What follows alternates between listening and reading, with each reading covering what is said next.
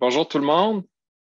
Merci d'être présent. Je m'appelle Daniel Nadeau. Je suis professeur au département de génie civil et de génie des eaux à l'Université Laval.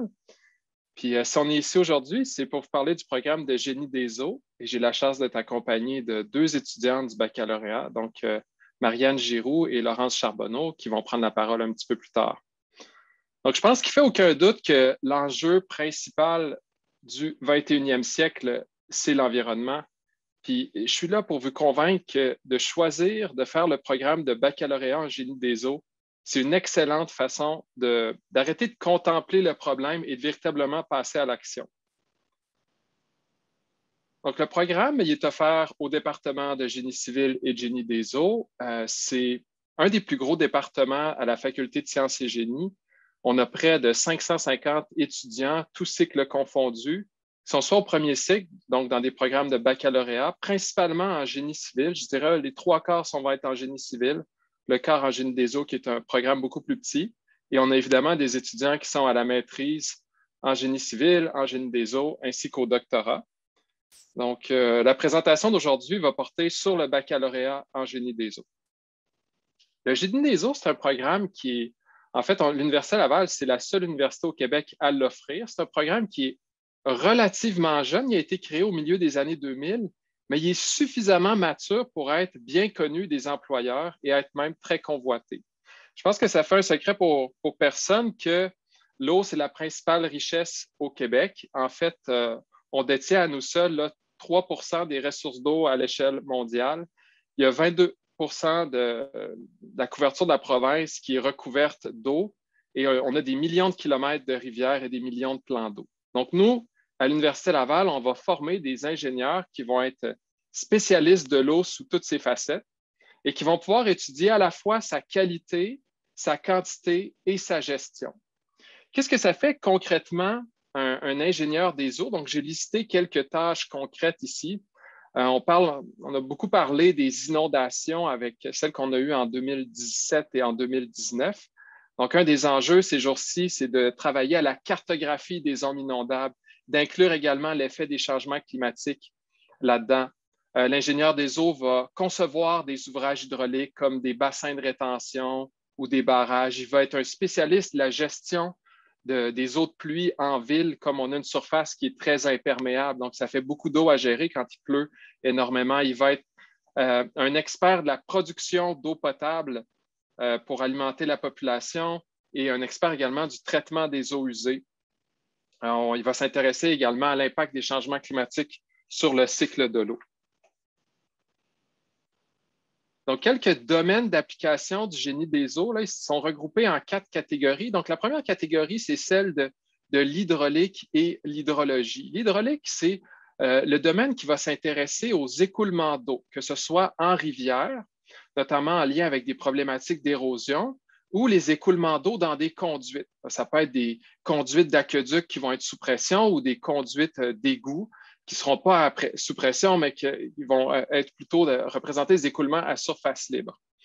Il y a le domaine de l'hydrologie aussi, qui, lui, va être l'étude du cycle de l'eau, principalement dans l'objectif d'être capable de prédire à l'exutoire d'un bassin versant le débit en fonction des stocks de neige qu'on a à l'intérieur du bassin ou de la quantité de pluie qu'on vient de recevoir. Il y a le domaine du traitement des eaux, comme je disais tout à l'heure, qui est en lien avec la production d'eau potable, le traitement des eaux usées. La gestion de l'eau par bassin versant, c'est également un domaine d'application pour harmoniser ces différents usages. Puis il y a le domaine des risques hydriques. Par risque hydrique, on peut entendre lorsqu'il y a surabondance d'eau, notamment en cas d'inondation, mais également en période de sécheresse. Donc, un mot sur la formation de génie des eaux. Il faut savoir que le programme est agréé par Ingénieurs Canada, donc il donne accès au titre d'ingénieur. C'est un programme qui dure 4 ans, 120 crédits. Et je pense que quand on étudie un programme, c'est toujours bien d'aller voir la liste de cours pour voir concrètement qu'est-ce qu'on va faire. C'est un programme qui se trouve à l'interface entre plusieurs disciplines. Donc, ça prend des gens qui sont intéressés par le multidisciplinaire.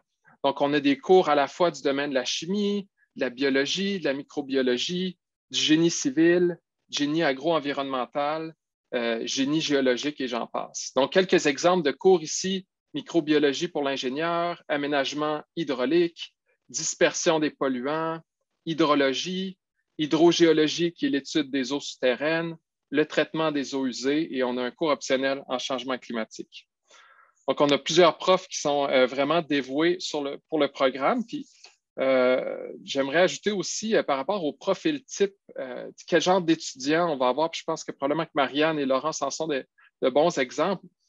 Je ne dirais pas qu'il y a un seul profil d'étudiants qui va venir dans le programme. C'est assez diversifié, mais globalement, ça va être des gens qui vont avoir en commun un souci pour l'environnement, un intérêt pour le plein air, les voyages, un intérêt aussi pour les mathématiques, la logique, la résolution de problèmes, parce qu'il faut savoir que ça reste un programme de génie. Donc, il ne faut pas être intimidé par les mathématiques. Il faut être prêt à en faire.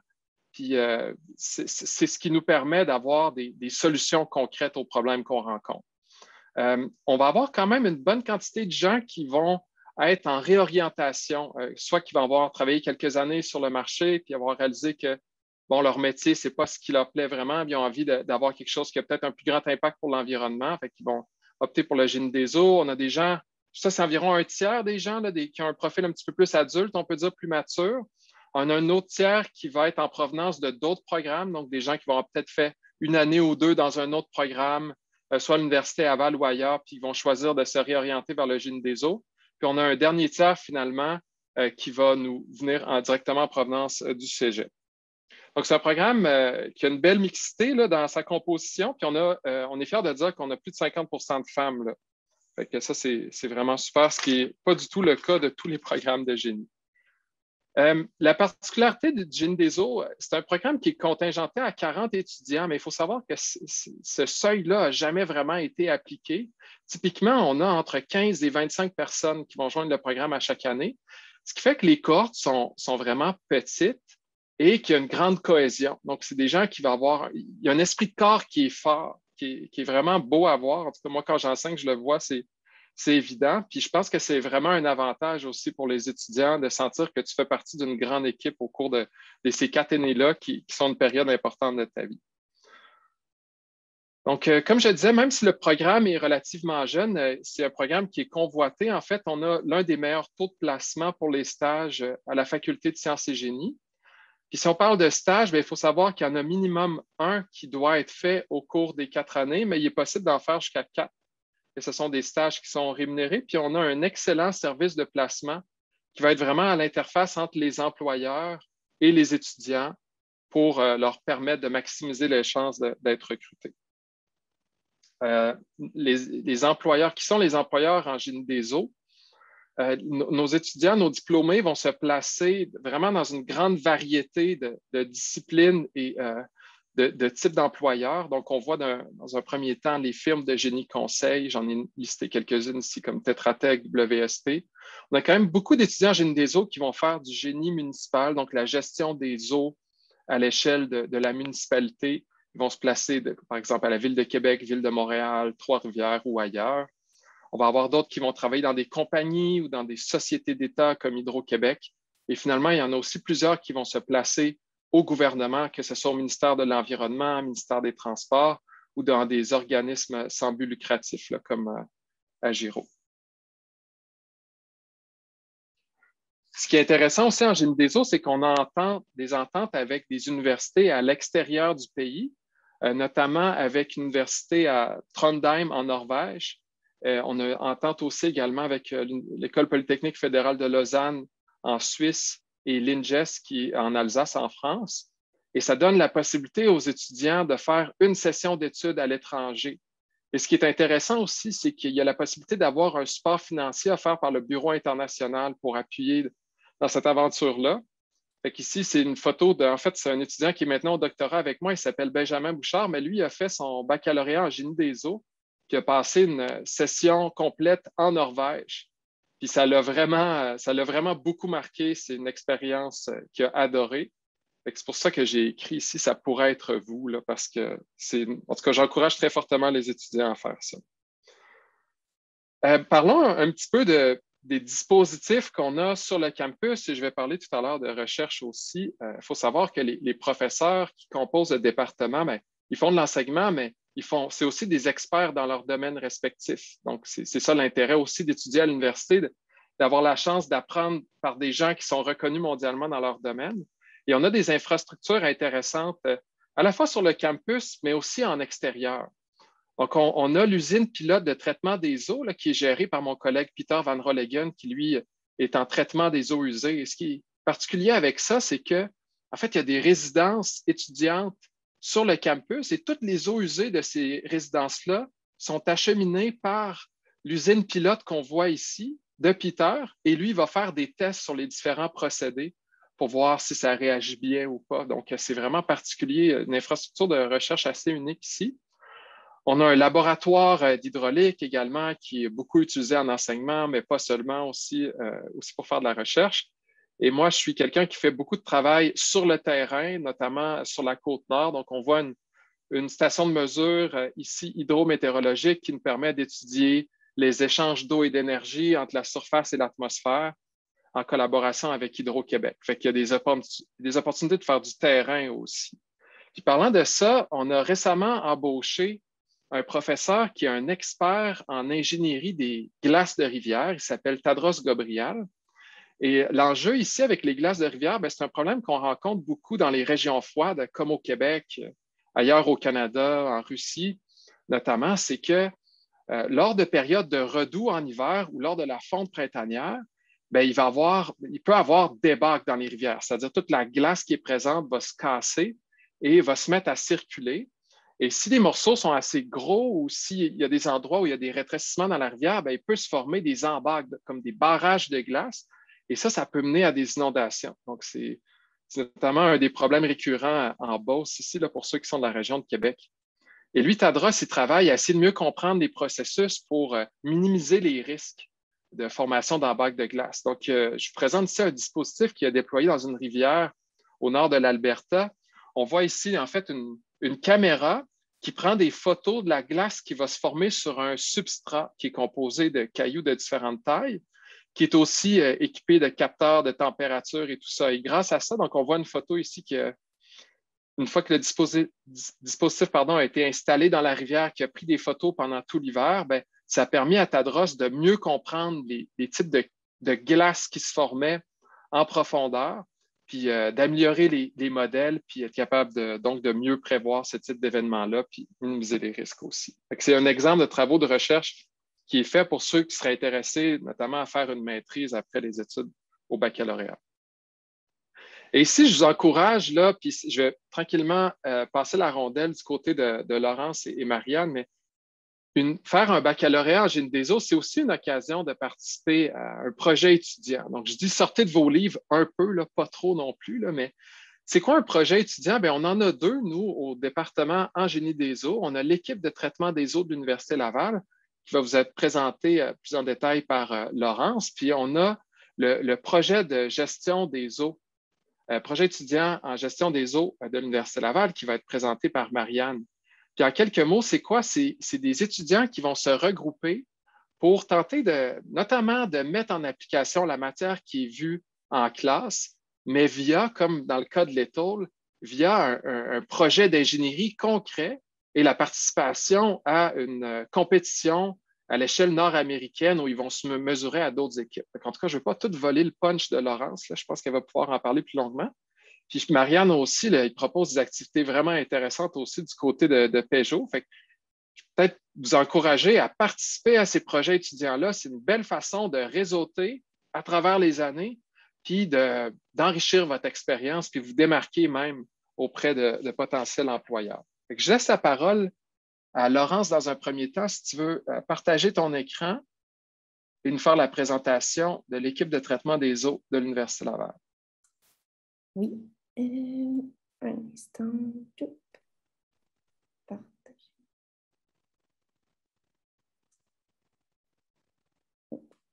Tout fonctionne. À toi la parole. Parfait. Bonjour tout le monde. Bonjour tout le monde. Moi, c'est Laurence. Je fais partie de l'équipe de traitement des eaux. Donc, ça, c'est notre comité exécutif de cette année. Puis, on a aussi plusieurs membres qui viennent nous aider. Là. Fait qu'on n'est pas juste nous dans l'équipe, on est beaucoup dans notre équipe de traitement des eaux. En enfant, c'est quoi l'équipe de traitement des eaux de l'Université Laval? L'acronyme, c'est ETOL, qu'on l'appelle. Notre but, c'est vraiment de venir construire un système de traitement des eaux. Donc, on essaye là, de permettre aux étudiants d'appliquer les connaissances qu'ils apprennent dans leur parcours académique avec notre projet. Donc, on vient vraiment là, réutiliser plusieurs notions dans différents cours, autant en chimie qu'en projet. Tous les cours de projet peuvent se réappliquer aussi avec ce vrai projet-là. Plusieurs cours d'ingénierie avec, on a quelques notions de mathématiques aussi là, qu'on applique. Donc, c'est vraiment là, multidisciplinaire comme projet. Ouais, c'est ça. Fait que ça, c'est vraiment notre exécutif de cette année.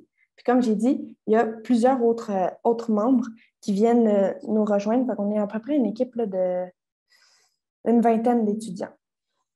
Donc, on vient vraiment construire un système de traitement avec des matériaux qui sont disponibles dans des grandes surfaces. Alors, on reçoit de la part de la compétition une liste de matériaux qu'on a le droit d'utiliser. Puis, avec cette liste-là, il faut qu'on essaye de trouver qu'est-ce qu'on peut mixer ensemble, qu'est-ce qu'on peut construire pour notre système, puis qui est accessible dans tous les magasins de grande surface. Donc, c'est vraiment quelque chose qu'on peut faire chez nous. C'est juste que nous, on le fait en laboratoire, là, mais quelqu'un pourrait décider de faire ça chez lui. Là.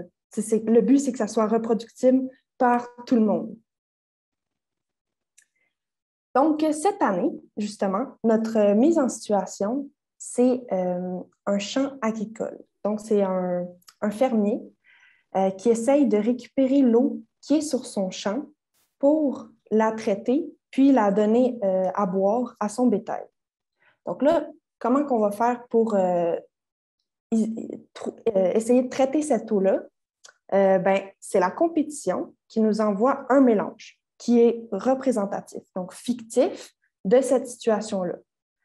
Donc, le mélange, là, il va contenir, par exemple, j'ai une diapo qui va vous le dire plus loin là, exactement qu'est-ce qui contient le mélange, là, mais il contient, par exemple, de la sauce tomate, de la terre, du fertilisant, donc tous des trucs qu'on retrouve sur une terre agricole.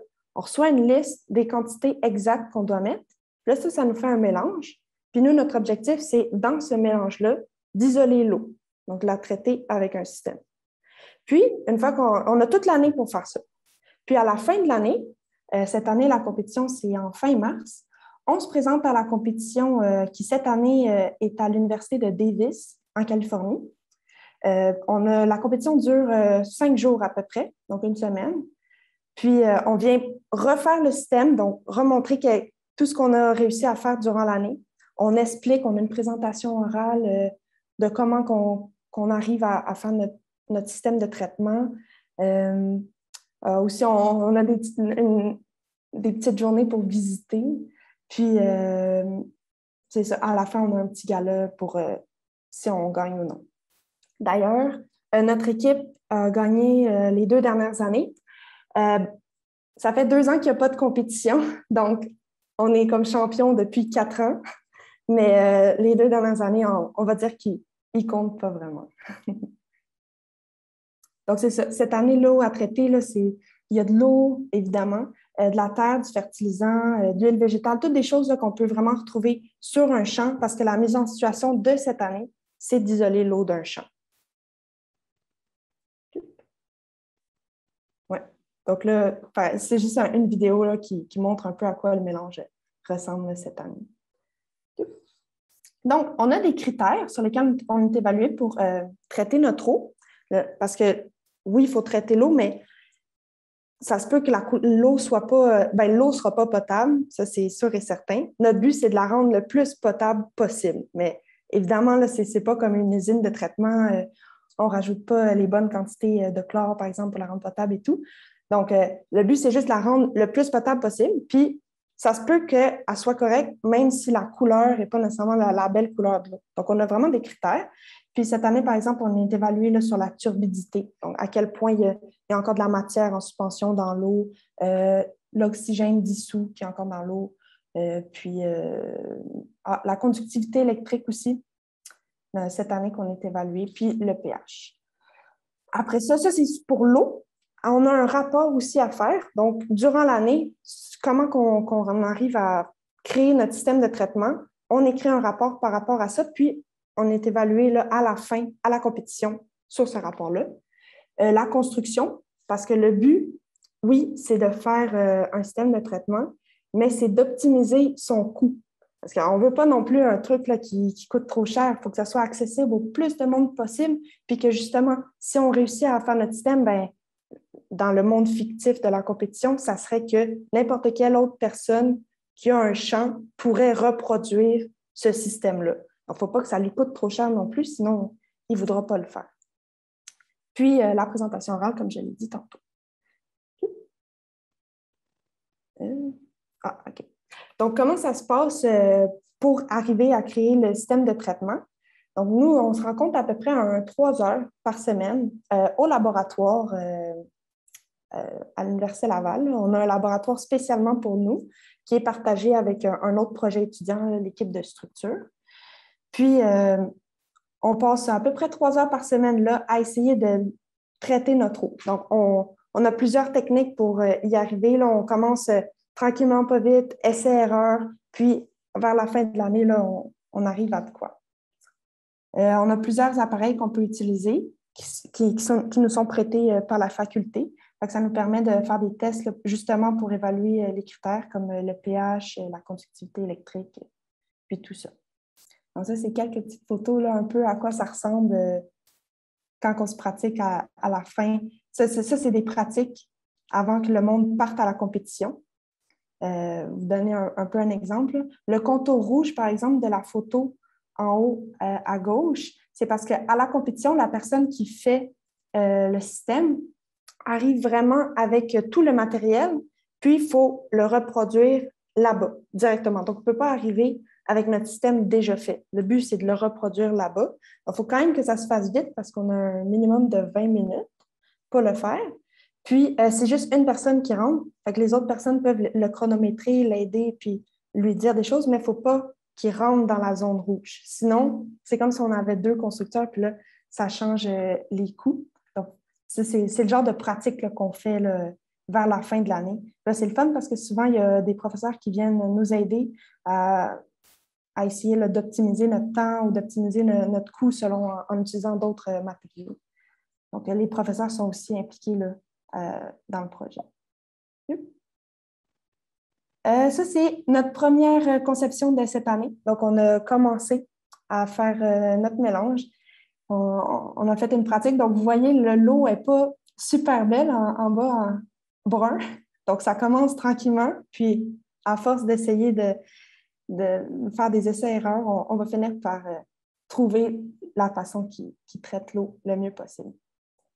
Les compétitions antérieures, les compétitions sont tout le temps en Californie. C'est juste que ça change d'université. Donc, cette année, c'est Davis, l'Université de Davis. Puis, donc, c'est ça. Dans le fond, c'est vraiment une expertise québécoise, là, le traitement de l'eau. Donc, avec ce projet-là, on peut vraiment venir l'appliquer puis venir le montrer à l'international en allant aux États-Unis. Pas mal tout. Ben, merci beaucoup, Laurence. Super intéressant. Fait que je vais laisser la parole maintenant à Marianne qui va nous parler de l'autre projet étudiant. Puis après, ben, ceux qui auront des questions, que ce soit sur le programme, les études de façon générale ou les projets étudiants, ben, ça va nous faire plaisir d'y répondre. Que ce soit moi ou les étudiantes directement qui, elles, ont une meilleure expérience encore que moi sur le programme lui-même. Bon. Est-ce que vous m'entendez? Oui. OK. Parfait. Ça sera pas long. Okay. Donc, moi, je vais vous parler de Peugeot aujourd'hui. Peugeot, c'est le projet étudiant en gestion des eaux de l'Université Laval. Donc, ça, c'était notre équipe de l'année passée. Bon, l'année passée, on n'a pas pu faire beaucoup de projets parce que la COVID nous a empêchés de faire ce qu'on voulait faire, mais là, on est reparti sur une bonne lancée, là. Donc, on a un exécutif de 8 personnes. C'est pas important que je vous dise c'est qui de toute manière, mais l'objectif de Peugeot, dans le fond, c'est de permettre aux étudiants d'acquérir une expérience sur le terrain, d'aller voir comment ça se passe réellement sur le terrain, puis d'appliquer les connaissances qu'on apprend dans nos cours à l'extérieur. Donc, on a comme mission de préserver et d'améliorer la qualité des cours d'eau québécois. Donc, souvent, on va essayer d'aider des organismes ou aider des étudiants qui sont à la maîtrise ou au doctorat pour pouvoir en apprendre plus sur la gestion de l'eau. Puis, on a aussi une mission de sensibilisation à faire, donc de sensibiliser les populations riveraines et la communauté universitaire aux enjeux par rapport à l'eau. Donc, on a d'ailleurs des projets, là, on aimerait ça aller dans les écoles, que ce soit au secondaire ou au primaire, pour aller faire des genres de conférences là, sur la gestion de l'eau. Donc, je vais vous parler un peu des projets qui ont eu lieu par le passé, puis après, je vais vous parler de ce qui s'en vient pour nous. Donc, il y a quelques années, ils sont allés visiter l'Aquarium de Québec pour voir comment que l'Aquarium gérait son eau. Donc, c'est super intéressant d'aller voir comment que ça se passe en réalité. Ils sont aussi allés visiter l'usine de traitement des eaux usées de la Ville de Québec. Sinon, la semaine passée, nous, on est allés visiter l'usine de traitement des eaux à Victoriaville. Donc, c'est vraiment intéressant de voir différentes usines parce qu'ils n'ont vraiment pas les mêmes méthodes de filtration ou de traitement. Donc, nous, on est allés à Victoriaville la semaine passée.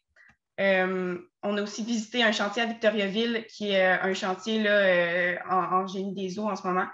Donc, sinon, ils ont fait des échantillonnages au lac Dion aussi il y a quelques années. Ça, je ne peux pas vraiment vous en parler parce que je ne faisais pas partie de... il y a quelqu'un qui a la main levée. Je suggère qu'on prenne les questions à la toute fin. OK. Mais oui, Moueba, on a bien vu que vous avez une main levée, mais on prend les questions à la fin. Merci.